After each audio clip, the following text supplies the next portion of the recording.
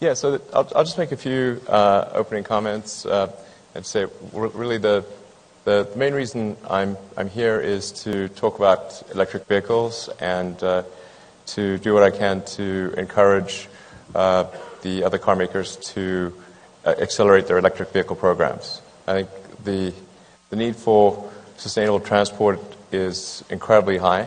I mean, even in the face of massively declining oil prices, I think it actually becomes more urgent that that the auto manufacturers transition to electric and put a huge amount of effort behind their electric vehicle programs. As you know, at Tesla we've open sourced our patents, so we're trying to be as helpful as possible for the advent of electric vehicles. We've also said that our supercharger network, we're happy to have other car makers use that supercharger network. And we're really doing everything we can to accelerate the advent of sustainable cars.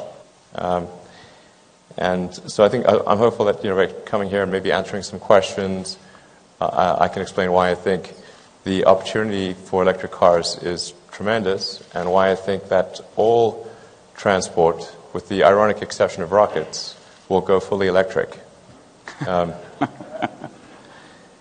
so it's really just a question of when it goes fully electric. And if we can make it go electric sooner, then that will be much better for the world. And we do have a significant danger with fracking technology, which is, I think, really still at an early stage. Because I think fracking probably increases the accessible oil and gas in the world by perhaps a factor of 10. I mean, we don't really know what the full extent of it is, but it's probably something like an order of magnitude, which means the potential harm to the climate is really much greater than it was before, and we can't rely on scarcity to drive the price of oil and gas high. And have that be an adequate forcing function to move electric. So we have to figure out how to make electric cars themselves compelling without that economic forcing function of high gas prices. Thank you. Very good.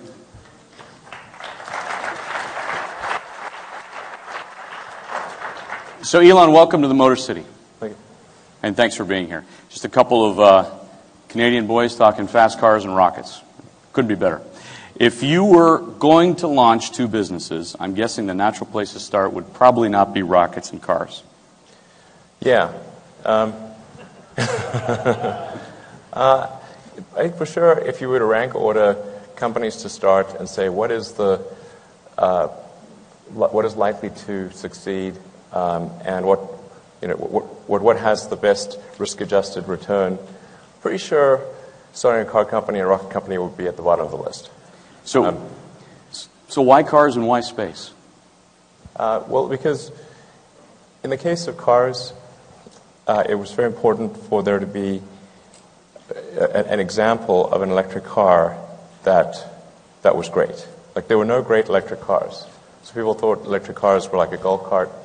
So they were slow and didn't maneuver well and had low range or ugly, didn't have much functionality. And that's the picture that people had in their minds. And we had to show people that an electric car could be fast, sexy, handle well, long range, and be a great car. And that's what we did with the Tesla Roadster. So it's really important to sort of just break the mold, to address that misperception that one couldn't make a great electric car, and then to show that if you made an electric car with all those attributes, that lots of people would buy it. Because even after we made the car, a lot of people said, well, yeah, you made this electric sports car, but nobody's going to buy it. And then we had to show, yes, there is demand for it, and the same for the Model S. And then with our Model 3 down the road, showing that it's possible to build a compelling, long-range, mass-market electric car. I think that's the third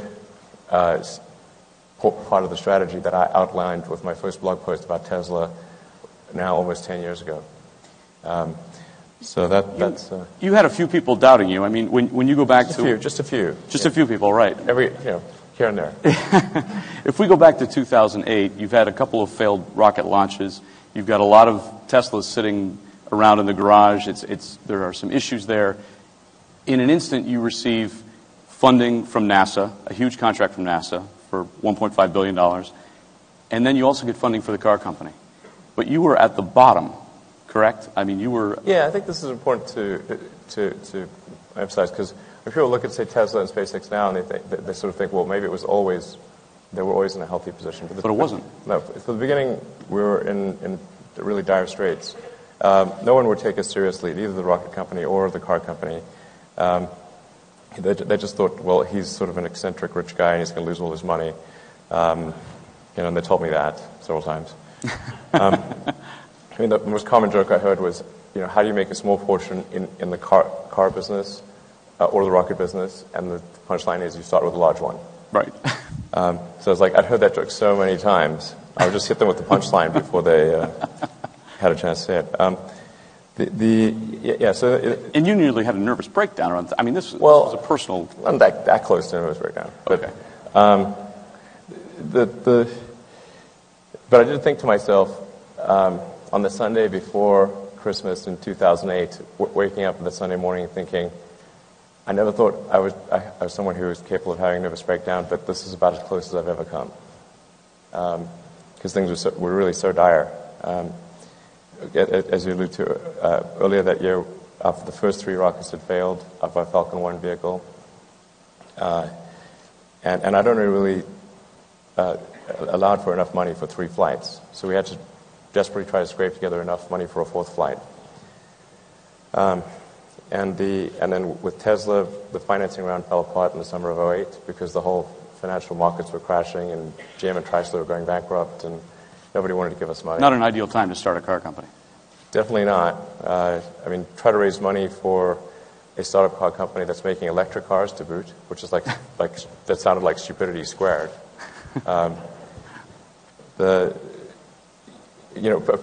Investors would be angry that we even asked them, like that we even asked them. They would be angry about that. And in fact, the only way we were able to raise money to keep Tesla going was that most of the existing investors agreed to fund the company, and I put all of the money that I had remaining into Tesla. So it still wasn't. It was amounted to about, in total, about $40 million, 20 of which came from me, and I was tapped out. Had to borrow money for rent after that, and that tided us over into for about 6 months to May of 2009 when Daimler invested in Tesla, and that Daimler investment was really fundamental to the survival of Tesla. In fact, a lot of people think like somehow the government bailed us out or anything. That is actually not true. It was the Daimler investment that saved Tesla, not government funding. The first money we got from the government ever was in March of 2010, and that was after the crisis had passed. And it wasn't your intention to even that this would be profitable. I mean, you thought it was actually going to fail at some point, right? Well, or you weren't sure it was going to be that successful. At the start of Tesla, when it was just me and a few guys, I thought we maybe had a 10% chance of success. Okay. How do you feel now? Well, now I think we've got now I think some degree of success is assured, but it's a question of the magnitude. So, does Tesla become sort of a niche car maker, making maybe 100,000 cars a year or something like that, which is obviously super tiny? That would be, I mean, 0.1% of market share. I think that's the definition of a niche. If you're 0.1%, you have to at least get past the decimal point to not be a niche. So that's one possible future. 100,000 or your stated goals of 500,000 by 2020. Yeah, I think we'll probably aim to do more cars than that. I'm not necessarily by 2020 show the 500,000, but I think we'll probably continue past that. You'll continue past the 500,000? Yes. Okay. Within which time? Within what kind of time frame? Let's say, I don't know. I think we should be able to get to probably at least a few million cars in 10 years, a year. So by 2030? By 2025. Oh, by 2025. Okay. We can probably get to a few million cars a year. I think we're just going to keep driving our volume as high as we can, because our mission is fundamentally to transition the world to electric cars. So if we don't make a lot of electric cars, then we're not doing as much as we can. Now, I mean, that being said, I think most of the good that Tesla will accomplish is by sort of cutting a path through the jungle to show what can be done with electric cars. So I think. So you think that the industry as a whole will adopt a greater? Yes, I think it's sort of the biggest impact that Tesla will have will be the degree to which we induce or cause other car companies to accelerate their plans for electric vehicles. Do you feel they have that kind of passion right now? It's a little bit, not much. You know, it's clearly not it's not front and center. Yeah. There were some vehicles shown at the Detroit show, for example, that are more in your segment than others. Yeah, I think that's great. I hope to see a lot more of that. But until we start seeing serious numbers of electric vehicles, that it's hard to say that there's a ton of effort behind it. Yeah. So I think we really. Why is that? Well, I think for a lot of people in the auto industry, it's not clear that the economics work for electric cars. I mean, it is a new technology architecture. And usually in the car industry, things don't change that much technologically. Relative to, say, consumer electronics, the pace of change is relatively slow. So I think for a lot of the car makers, they're uncertain about the demand for electric cars, and you get sort of a chicken and egg problem. Like if you don't know whether there'll be high demand for electric cars, then you don't want to make the investment to build them at scale, and so then you don't know. You never find out what the demand is. I mean, there are certainly some exceptions like Nissan, and it's not what GM announced earlier. So, I mean, that all sounds good, but compared to the 100 million new cars and trucks made every year, we're still talking very, very tiny numbers. So you're hoping that the industry really gets on board with the electrification plan, and that within that sweep, that Tesla then grows to these levels that you've just said. Do the economics work for you currently? The economics do work for us. Yeah. I can't speak to our quarterly results before the quarterly results, but we've been able to achieve a gross margin in the mid to high 20s. So that's a pretty good number, and we are negative cash flow because we are investing a lot in automation in the Model X product line. Just basically scaling up our production, building out our sales and service infrastructure, building out the supercharger network, and developing, doing the final tooling for the Model X, doing some advanced work on the Model 3. So we're spending a lot of money. But if we were to just sort of scale back our growth and just go for moderate increases in, say, the Model S customer base, we would be profitable by any measure. And I think decently so. Some say, I mean, the criticism out there is that every OEM adheres to GAAP accounting. We do too. With a call out for some non-recurring items, but you leave out some costs that are permanent requirements of GAAP, such as stock option expenses. So under GAAP, they're in there. Okay, under GAAP, do you make money then? We don't make money under GAAP. We could make money under GAAP if we weren't growing and investing huge amounts of money. We certainly would be very profitable. Yeah. Why not just release it the way everybody else releases it? Well, we do. We are required to release GAAP financials. Okay. We do. Okay. When it comes to that kind of scale, when you mention those numbers and that sort of scale, that's going to require enormous infrastructure, right? I mean, let's just look at, the retail network as one point, the service side of things. Sure. How do you get to those numbers with the current situation that you have now? And are you open to other retail possibilities? There's been a lot of talk of perhaps partnering up or at least forming your own network, that you'd consider adding franchise dealers to your distribution network when the volume gets high enough. How close are you to that? Well, I think what I've said is that there's no question we need to establish the initial foundation with our own stores. So that's what we're going to do in every part of the world, and we have been doing in every part of the world. So we think before considering taking on any franchise dealers, we first need to establish a solid base with our own stores, and in any given region. So once we've done that, and we're able to catch up with our production rate, because Tesla's just been production limited for the last since we came out with the Model S, we've been production limited. So most of our focus is actually on production growth as opposed to demand generation. And we're more than in terms of our weekly rate, we doubled it year over year. It's pretty hard for a manufacturing company with a complex supply chain to grow by almost 100% in annualized production. So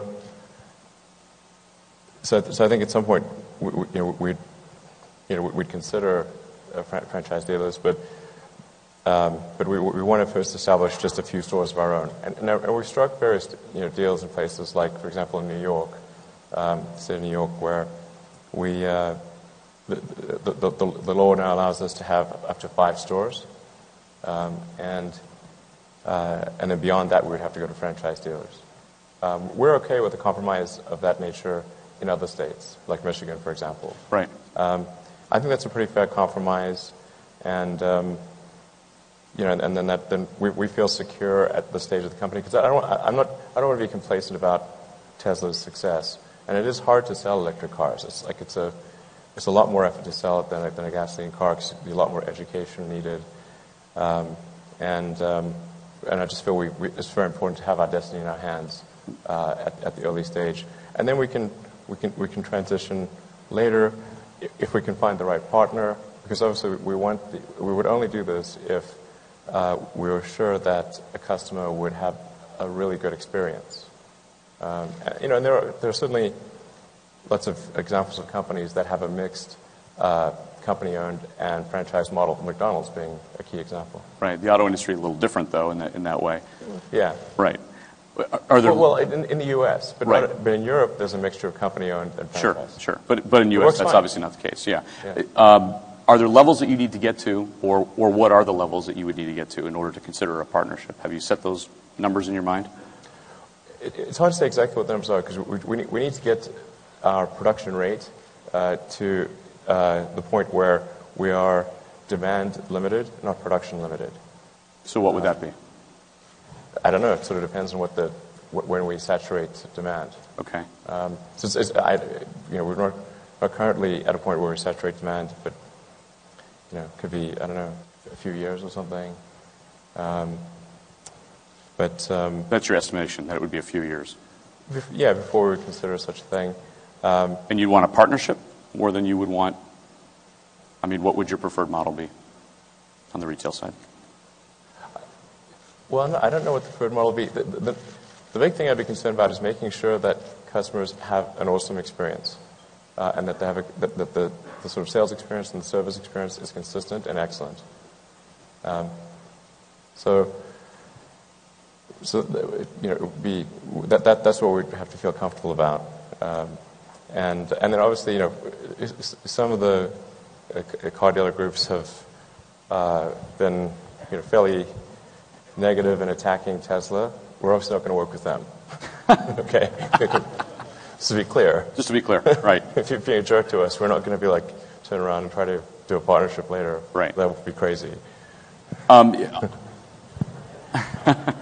the factory storefront, you're still at an impasse in many states, and new challenges are cropping up all the time. And last year, there were a string of compromises and actually court wins for Tesla. Do you need a national solution to allow direct sales?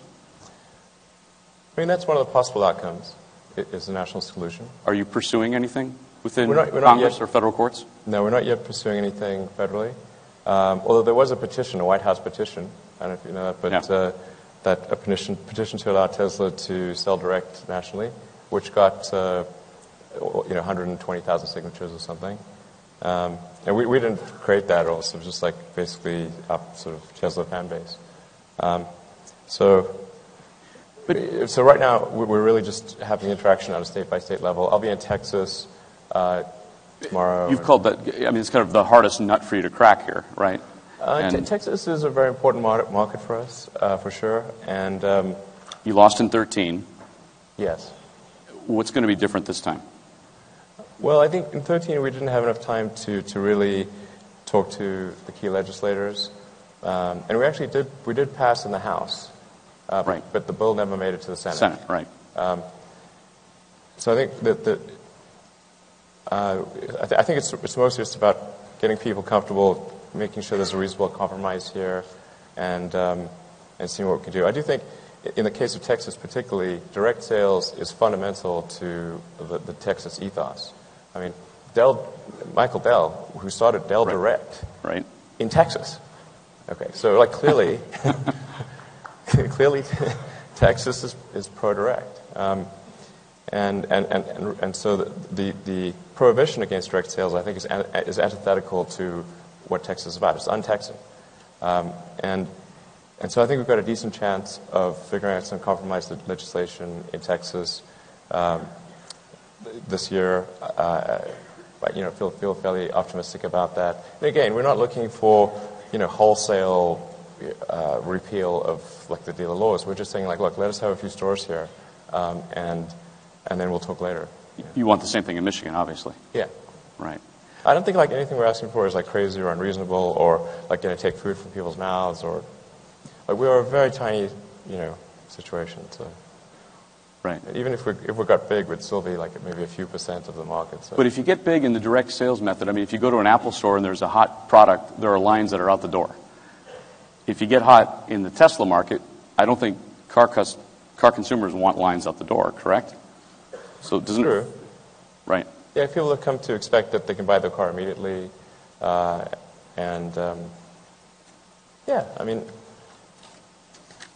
suppose they don't want lines out the door. We don't have that many stores, It's really a pretty small number.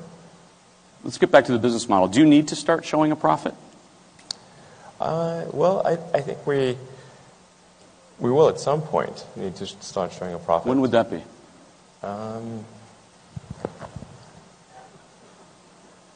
When would that be? I guess probably when the Model 3 is in full production. Which is when?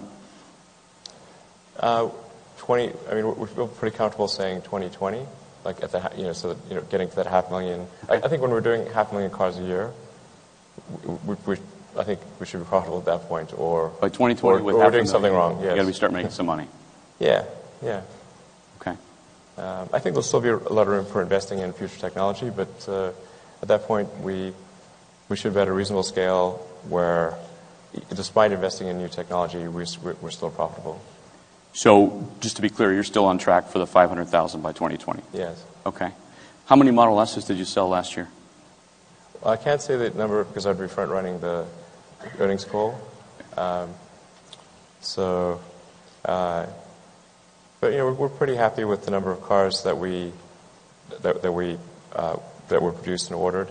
With Tesla, the metrics are a bit different because in the normal car business, sales and deliveries are the same thing.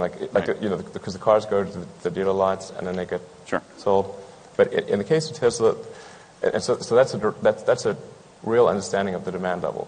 In the case of Tesla, since most of our cars are ordered in advance, the actual measure of demand is how many orders does Tesla have on the books, because they're built to order, right. And there's a typical waiting time of anywhere from 1 to 4 months. So you had said you wanted to sell 35,000 last year. That was the goal. That was our aspiration, yeah. Did we come close? Again, though, it's. Or did you have enough Our orders? aspiration was to deliver Right. 35,000. And we actually changed that to 33 because it was getting too difficult to get deliveries done over the end of over the Christmas break and everything. So our aspiration was to deliver 33,000 cars. We sold, in terms of orders for cars, far more than that. Okay.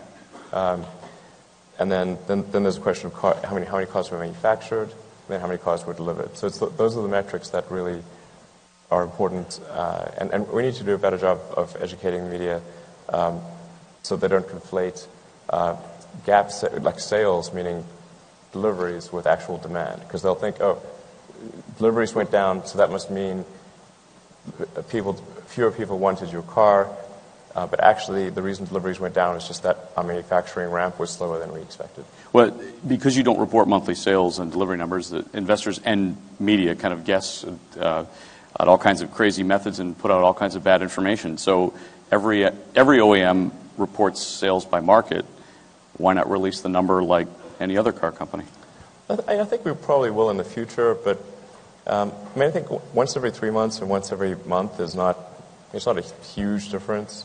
I'm not sure how that actually helps, really. It helps if you're in the press and you could write 3 times as many articles instead of 1. Okay. See, you're educating the press today, so yeah. So I'm sure. Okay, I can see how that helps if you're a writer, but it's not not clear how it's helping Tesla. And I think sometimes it's difficult to interpret these numbers because we will make cars in batches. So we'll make cars for 3 weeks we'll just make cars for Asia, and then we'll switch to cars for Europe, and then we'll switch to cars for US, and then those will get delivered in waves. And then so people see huge differences in deliveries from 1 month to the next, and assume that somehow consumers are going through these wild gyrations in their interest in the car. It's actually got nothing to do with that. It's just when the boat left. Okay, so that's all. So I think right now, releasing things on a monthly basis would just get people really confused. Are your U.S. sales rising? Or are your orders for U.S. cars rising? Yes. By how much? No, I can't give that detail. All right. I can ask. But I can say that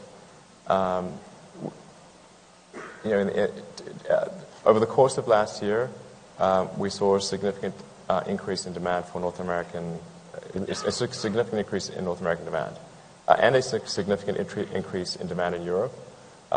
Things were a little weaker in China, but just because I think of some communications issues that we need to fix. Most importantly around charging. People have a misperception that charging is difficult in China, but actually at this point we feel we've solved all of the charging issues. But we've got to work to correct that misperception. So I'd say North America and Europe, excellent. Actually, Europe's surprisingly excellent. And then places like Hong Kong are actually really good. Australia, good. But then China was sort of unexpectedly weak in the fourth quarter. We had more than enough demand to make up for the reduced demand in China, and we'll fix the China issues, I think, and be in pretty good shape probably towards the middle of the year. The Model X is now over 2 years late. What went wrong? Well, I do have an issue with punctuality, I have to admit. Not my. You were always that kid that was a little late to class? It's just like, yeah, exactly. It's true. I'm like, I guess, I'm sort of inherently optimistic, and I think sometimes that optimism leads to me thinking it can get done sooner than it can. So I'm trying to recalibrate a little bit. But at this point, I'm confident that the Model X is really going to be a phenomenal car. When is it coming out? This summer. Okay, so it'll for sure launch this summer? Yeah. Okay. Yeah, for sure this summer. And we do want to be cautious with the Model X and make sure that we've done a lot of validation testing to make sure, in particular, that the Falcon Wing door works perfectly in all circumstances. So it's like rain, slows, sleet, hail, on a steep incline, in all sorts of crazy circumstances. Because the door is fundamentally different, no one's ever done sort of a double hinged gull wing, or what we call a falcon wing door. Falcon wing door. And we think it's sort of a fundamental step change in utility for an SUV. It gives an SUV more utility than a minivan. And then because the center of mass is down low with the battery pack in the floor pan, it has a better a lower CG than any. It has like the CG of a sports car, and the functionality of a minivan. This car is really good, and I do not say these things lightly. I mean, I'm very self-critical of my own stuff, and I really think this is going to be something special. Earlier this week at the Detroit show, Sergio Marchionne said that there needs to be more consolidation in the industry, mainly to cut the cost of developing products. The problem in the car business is just the cost of investments and how much it takes to invest in a platform, as you well know. Yes. You've had discussions with BMW. Did Mercedes talk to you before it sold its Tesla stake? Yeah, actually, just a comment on the BMW stuff. That was really sort of weird because I happened to be in Germany and made an offhand comment to one of the German magazines because they asked me what am I doing in Germany besides getting the Golden Steering Wheel Award. And I said, yeah, well, BMW invited me to stop by and we talked about various things. And that got blown up into, Elon Musk announced this giant partnership with BMW. It's like, look, man, I was just passing through, okay? Ian? He was passing through. I was just passing through. And then, so then the media sort of built up this massive story, and then discovered that it wasn't true, and then said, well, he lied about that thing. And I was like, I know. Just stick to Twitter. You'll be fine. Yeah, exactly. Are you looking? I mean, we're happy to discuss partnerships with multiple companies. Obviously, we've done things with Daimler and with Toyota. Are you looking at more partnerships right now? We're not actively seeking any partnerships because our focus is so heavily on improving our production capability, and then completing the Model X. So we're super focused on those two things, and those are really hard because we're trying to double our production capacity again year over year, and get the Model X, which is a complicated new car with some things that have never been done before, to market and make sure it works well. So we're really just heads down focused on those two things, as well as doing some of the preliminary work on the Model 3. And in any case, until the Gigafactory is up and running, we just don't have enough cells to do deals with other car makers. But we're happy to have preliminary talks that perhaps come to fruition in 3 years or something. So the Gigafactory, I mean, that's an enormous bet, right? Yeah, it is a huge bet, but I don't know of any other way to do it. The amount of batteries we need is so huge that somebody's got to build this thing. And if we don't contribute a bunch of money to building it, I just don't see any other company doing that. Fortunately, Panasonic has been an awesome partner, and they're making a significant contribution. But I mean, just to get the whole thing to full capacity, it's something on the order of $5 billion. Right. With Tesla, we're expecting to contribute probably a little over $2 billion. Panasonic maybe a little under $2 billion, and then various other industrial partners making the precursor elements for the anode, cathode, and separator perhaps contribute 500 or 600 million. The state of Nevada, contrary to news reports, is actually only providing a very small amount of money in the beginning. How much is that? A few $100 million. Okay. And that's in the form of land grants. There are all these, again, if I may complain about something, I did write a blog piece about this. The way it was portrayed by some of the media, in terms of the tax abatements that Tesla got in Nevada, was that we were getting $1.3 billion. So they made it sound like the state of Nevada was wiring us a check for $1.3 billion. Nothing like that, remotely like that, as occurred. They're literally contributing less than 5% of the cost of creating the Gigafactory, and then And then all of the other incentives are basically consist of not charging us like property and sales and use tax on the vast amount of equipment that we're buying for the next sort of 10 to 20 years. And in the most crazy situation where we buy some enormous amount of equipment, over the course of 10, 20 years, that sort of use tax amounts to about $1 billion, which is like $50 million a year. Right. But that's for a factory that's outputting $5 to $10 billion per year. So it's like 1%. It's very tiny. People should not be under the impression that Nevada's paying for the factory. They're not. What if the Gigafactory doesn't drive down battery costs like you think it will? It will, guaranteed. Guaranteed.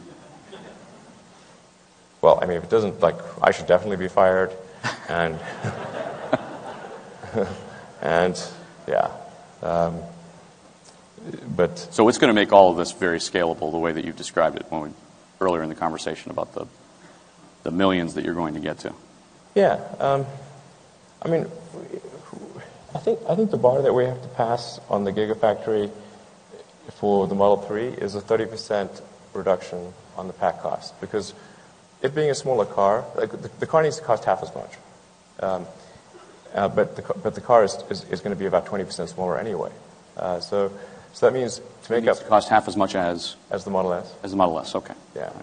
So starting price of the Model S is $70K, so we're talking $35K. 30,000, right? Yeah. So $35K before any incentives, and so we have to make, to first approximation, everything cost about half as much. So looking at the pack itself, because the car is, let's say, 20% lighter, it's going to require a 20% smaller battery pack. But we need that. But in order to get to the 50% reduction, we need another 30 points. So the Gigafactory, by virtue of economies of scale, has to contribute that additional 30 points. Now, we're not just doing economies of scale. We're also improving the fundamental technology around the cell and the battery pack. And I think if just based on economies of scale, because we're talking about a factory that would make as much lithium-ion batteries as the rest of all lithium-ion batteries in the world combined, of all types. Right. So if you take up lithium-ion batteries made for cars, laptops, cell phones, and you sum up all those factories, that comes to a little over 30 gigawatt hours of production at the cell level. We're talking about 35 gigawatt hours of production at the cell level and 50 gigawatt hours of production at the pack level. So we'll still be bringing cells in from other factories. I would say I'm absolutely certain we can achieve a 30% cost reduction. Okay. I think it'll be, over time, better than 30%. By, again, that 2020 time frame or beyond? Yeah. Your parts... High confident 30% by 2020, and with continued reductions after that. Okay. Your parts service model, if you're talking about the scale that you're discussing here, needs to clearly evolve, right, in order to meet all of this demand for parts and service. What are you going to do there? Well, I guess we're going to hire a lot of people in service and get lots of parts. For sure. But you're going to need more than a van going to, fix somebody's car, right? More than 3 guys in a van. Right, more than 3 guys in a van, yeah. So what's the vision there? Well, we have lots of service centers. So we're adding, that's our biggest focus is service centers, much more than stores. So we're acquiring a lot of service centers and hiring a lot of people and building out that service infrastructure. And I think there's some ways that we can really innovate on service and do some really exciting things there, which we'll talk about later this year, that really take service to like a different level. You're talking about the quality of service, not the quantity so much. The quality and how fast it happens. Okay. Can you give us a hint? We'll make the announcement probably in a month or two. But I think it's really, I think it has the potential to revolutionize service, with some really innovative things. I think service should feel like invisible love. So it's just like when your car gets serviced, you don't even know that it was serviced. Like, it's just invisible. It just happened. And when it's done and your car's back, you love it. You feel the industry has that right now? No. Okay. Definitely not. Some say, you represent yourself as an entrepreneur. You get government, yet you get government subsidies in various ways, whether it's the battery plant or the solar plant or your rocket company. Some say that subsidy level would put into question your whole nature of your businesses. So are you just the best ever at getting government money? No, I think I'm quite terrible at getting government money, actually. So if you look at Tesla and SpaceX and SolarCity, they got no government money at all in the first sort of half decade of their existence. Nothing. Government wasn't doing anything. And then I'll go through each one. In the case of Tesla, as I mentioned, the first government money we got was March of 2010, 7 years after the company was started. And that money was specifically for Model S development and for powertrain factory development. So we got $465 million, 365 of which was for the Model S, 100 for powertrain factory that could supply powertrains to other companies. But that was only paid, like, we'd have to spend the money, show the receipts, get it ordered by Pricewaterhouse, and then be reimbursed a few months later. That didn't help us with the Roadster business. It didn't help us with anything else, and it only paid for a small portion of what Tesla needed. The money that Tesla needed and has by far been generated in the private sector.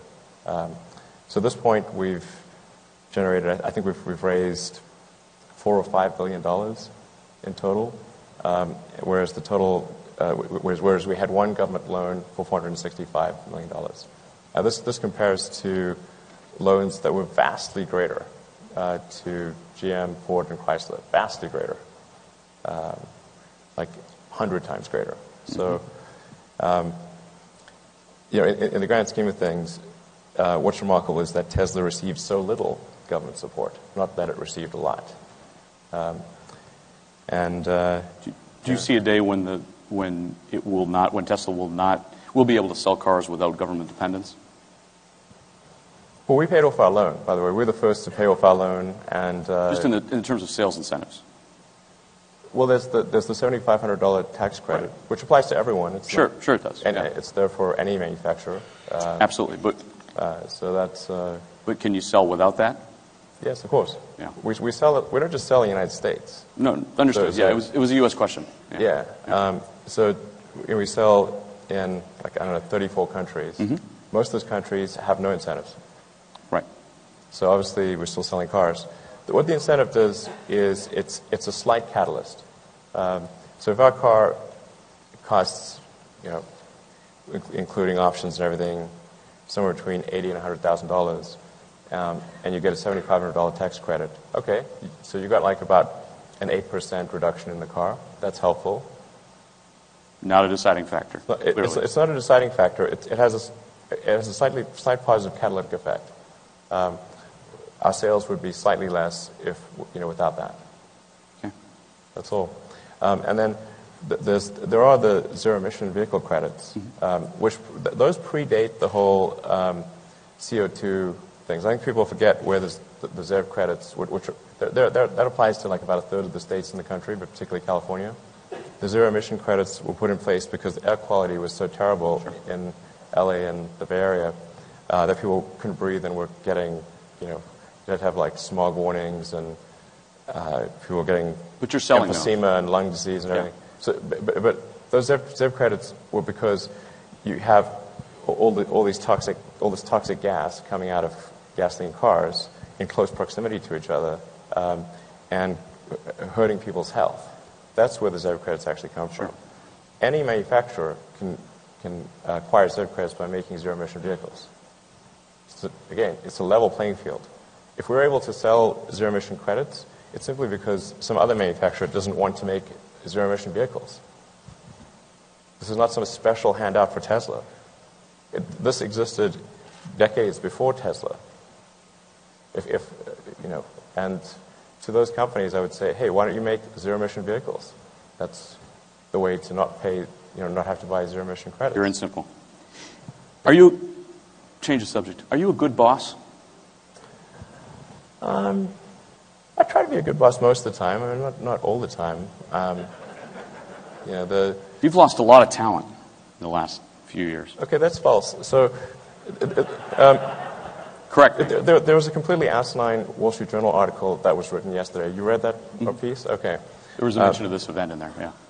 Yeah, that article consisted of entirely, it was amazing to see an article consisting of statements, entirely of statements that are either obvious, wrong, or obviously wrong.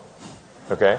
Amazing. How did you manage to write an entire article and bat 1,000 on that category? Okay. You have lost talent, though, right?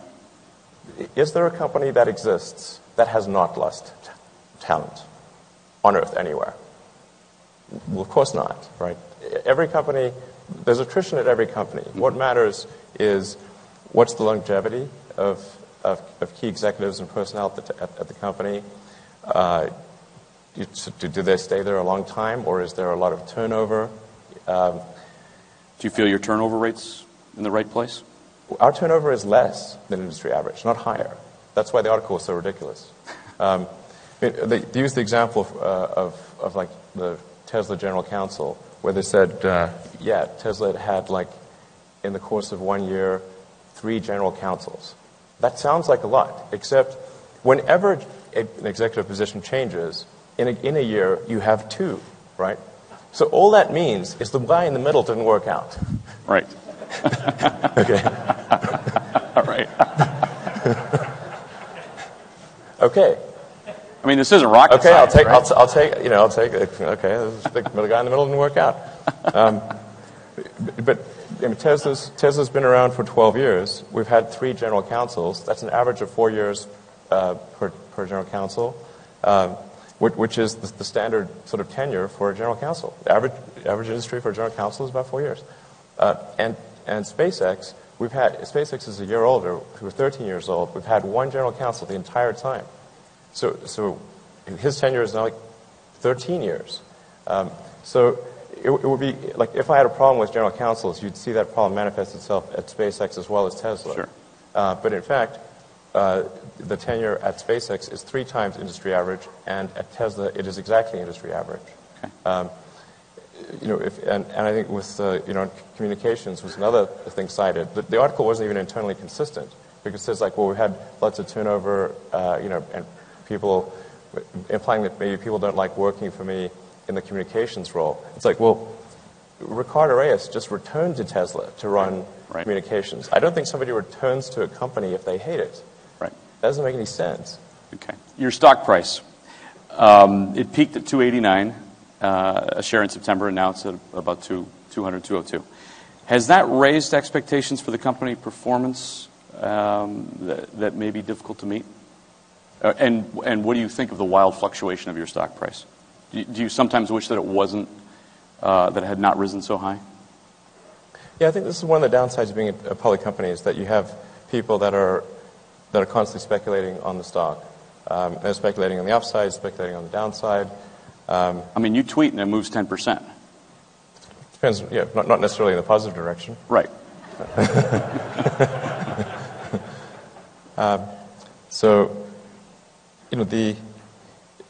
And by the way, I should say, if I ever do a tweet or a public announcement, it's got nothing to do with the stock price. But what concerns me is I don't want customers thinking something that's wrong.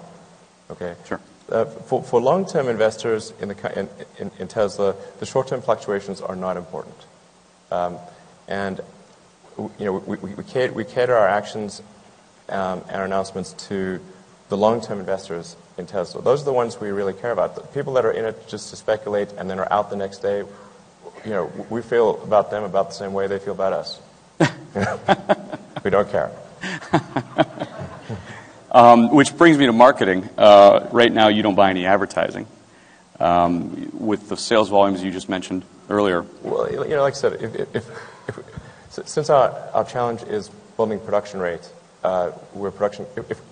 we need to not be production constrained in order for it to make sense for us to buy advertising. Right. Otherwise, we're just wasting money. we should take the money we spend advertising and just invest it in production capacity growth. So I'm not like super against advertising. I think at some point we will do advertising, but we just need to get past this production limitation. So that production limit, I mean, you've mentioned it a couple of times here. It's obviously an enormously key point in your mind. The production constraints, the limitations that you have, when do you see that easing, and how is it going to ease? Well, we're working very hard to grow the rates. I mean, as I said, our weekly production rate year over year has increased 100%. For a manufacturer of a large complex object, that is a huge percentage growth. And we're going to try to increase it again by 100% year over year in terms of the weekly production rate, beginning start of the year to the end of the year. Next year. Yeah. So from beginning of this year to the end of next year, we want to try to double our production rate. I don't know exactly where the demand, where we start to have production exceed demand. I don't think it's going to be this year. Because we've already sold out of all the Model X's we could possibly make this year. For 15. For 15, yeah. Right. So just in advance orders for Model X. If you order a Model X now, it arrives in 2016. Oh, so that's a long wait for.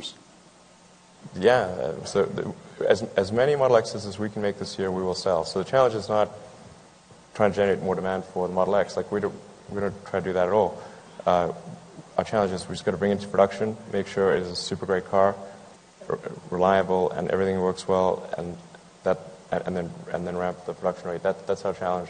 So I don't know. Conceivably, advertising might make sense next year or the year thereafter. But it's difficult for me to predict when demand outgrows supply. So no Super Bowl in 2 weeks. Okay. No. You've become quite a mainstream culture celebrity. Is that help or is that a hindrance? I think it's a double-edged sword for sure. It's gotten a lot harder for me to just go have a drink at a bar. Out. Yeah, it is. It's gotten if I go to just try to hang someplace with my friends, then people will come up to me quite a lot, and they're almost always really nice and everything. But it is. That's probably not what you expected in December of 2008. No, I think December 2008, that was when, I was being accused of being, an idiot, a charlatan, an idiot and a charlatan, not even a good charlatan. And there were multiple bloggers keeping the Tesla death watch, like they were on day 5,000 of the death watch at this point. So Tesla's going to work?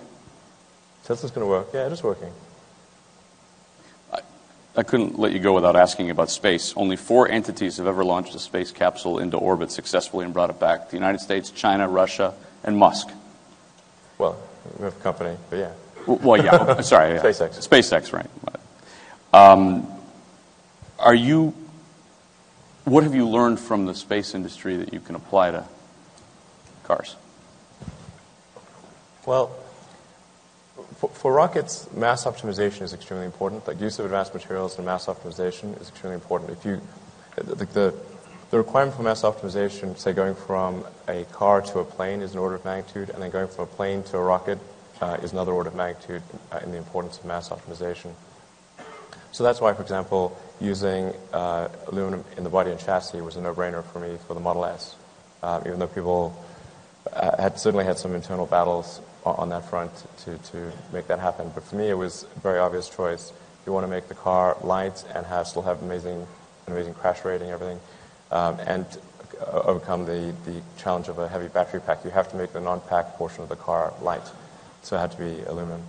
I think in the future we'll be investigating some advanced alloys that don't currently exist, and as well as bringing over some of the interesting alloys we have in the rocket industry. So I think in terms of material choice, of advanced joining technologies, and setting up the geometry and constraints such that you can really create a mass-optimized vehicle, I think that's the most valuable thing. Are you going to travel to Mars in your lifetime?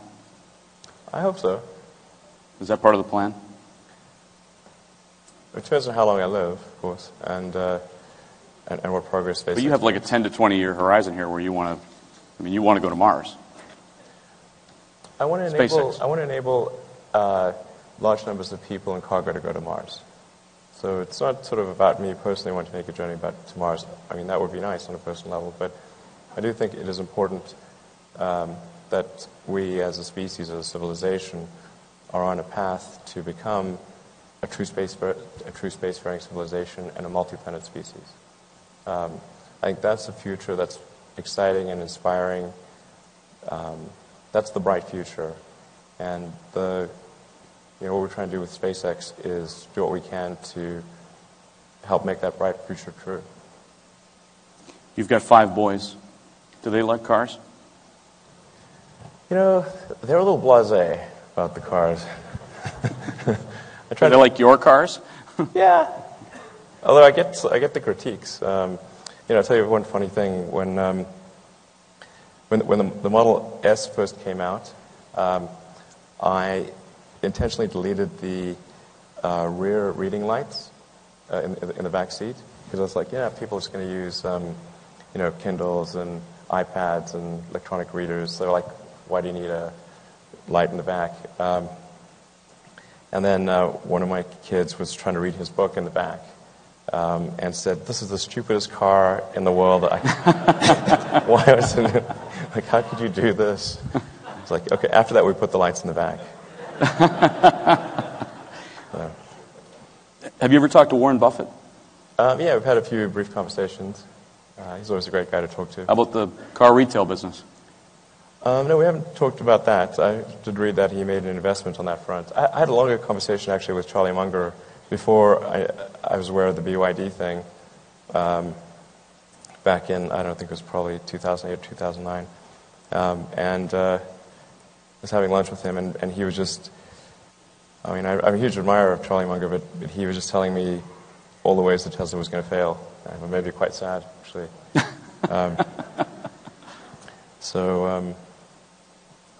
But now apparently he thinks quite highly of Tesla and what we're doing. So. What would you want to see out of the? I mean, you're in Detroit. You're here during the biggest week of the year.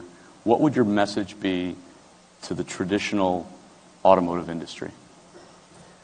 I think the biggest message is just that I really would strongly recommend making significant investments in electric cars. And I think people won't regret making those decisions. Even at $2 a gallon? Yes, absolutely. That doesn't hinder anything, does it? It does reduce the economic forcing function to some degree. The economic forcing function? Meaning high gasoline prices. Right, I know. So there is some reduction, but $40, $50 a gallon is still fairly high. A barrel is still fairly high.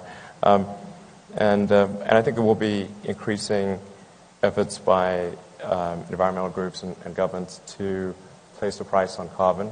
Obviously, that wouldn't just affect the price of carbon for gasoline, but it would also affect it for electricity and everything. But an electric car is so much more efficient that even if all the electricity was generated by hydrocarbons, it's still better in terms of CO2 per mile to have an electric car. So I think there's going to be huge societal pressure towards electric cars. And I think they're just sort of fundamentally better. It's just a fundamentally better architecture. You can have very high torque. The efficiency of an electric motor can be upwards of over 90% compared to a gasoline engine at more like 20%. So I think that's where the future is going to go. But it's only going to go there if the big car companies make risky decisions to do electric vehicles. And I hope they do. And as I said, we're trying to be as helpful as we can be, which is sort of counterintuitive because, like, why do we want all these competitors? Well, that's the point. And you've seen some competitors come out this week, and it is counterintuitive. But the way you describe it, the more the merrier. Well, the reason that I'm doing it, and certainly a lot of people at Tesla are doing it, is because we think it actually is going to make a difference to the world if we transition to sustainable transport sooner rather than later. We're not doing this because we thought it was like a way to get rich or anything. Like I said, I thought maybe 10% chance of success at the beginning. I thought I would just lose all my money, and almost did. So it's not like it was came very close to losing everything. I think we're really going to regret the amount of carbon that we're putting in the oceans and atmosphere. I mean, we're really going to regret it. Great. Thank you very much for coming here today. Right. I appreciate it. Thank you so much. Thanks. Elon Musk.